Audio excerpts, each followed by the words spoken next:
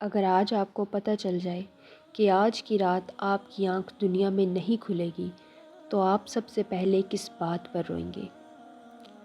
دنیا کی بھاگ دوڑ میں انسان خود کو کبھی اکیلا نہیں سمجھتا۔ گھر والے ہیں، دوست ہیں، موبائل ہے، سوشل میڈیا ہے، ہر طرف شور ہے اور اس شور میں انسان حقیقت کو بھول جاتا ہے۔ لیکن ایک ایسا لمحہ آتا ہے جب سب کچھ پیچھے رہ جاتا ہے اور انسان پہلی بار اپنی اصل پہچان دیکھتا ہے۔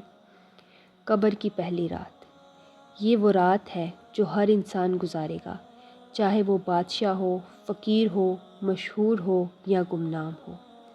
جب لوگوں نے میت پر سادہ سا کفن لپیٹ کر قبر میں اتار دینا ہوتا ہے، آہستہ آہستہ رسی کھینچی جاتی ہے اور پہلی بار انسان کا بدن مٹی کے سہارے رکھ دیا جاتا ہے۔ پھر وہ لمحہ جس نے دنیا کے بڑے بڑے بہادر لوگوں کو ہلا کر رکھ دیا، مٹی ڈالنے کی آواز، ہر مٹھی کے ساتھ ایک حقیقت دل میں چبھتی ہے، اب اس انسان کے لیے دنیا ختم۔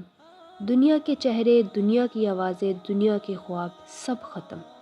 جب آخری مٹی ڈالی جاتی ہے، لوگ پلٹ کر چلے جاتے ہیں، کوئی بیوی، کوئی شوہر، کوئی اولاد، کوئی دوست، کوئی نہیں رہتا۔ انسان پہلی بار حقیقت میں اکیلا ہوتا ہے۔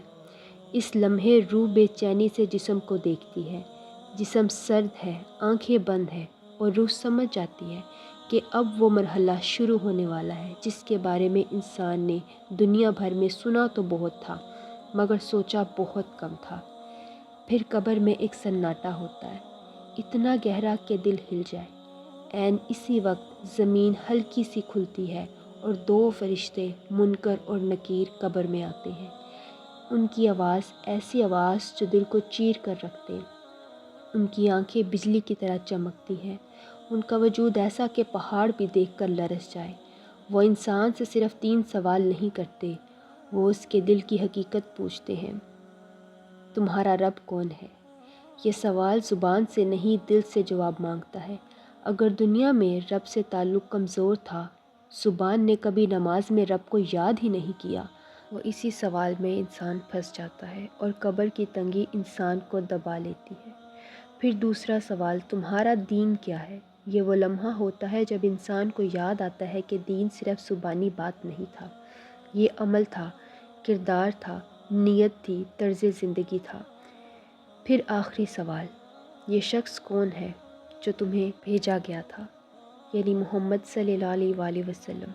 اگر دنیا میں نبی صلی اللہ علیہ وآلہ وسلم سے محبت تھی، سنت سے تعلق تھا، ایمان دل میں تھا تو جواب آسان ہو جاتا ہے۔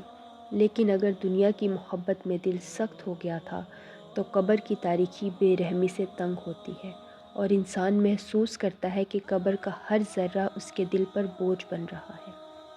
لیکن سنو، اگر ایمان سچا ہو، اگر عمل زندہ ہو، اگر دل میں اللہ کی محبت ہو تو قبر میں ایک نور اترتا ہے اور قبر کا سینہ کھل جاتا ہے، ہوا آتی ہے، خوشبو آتی ہے اور روح سکون میں آ جاتی ہے۔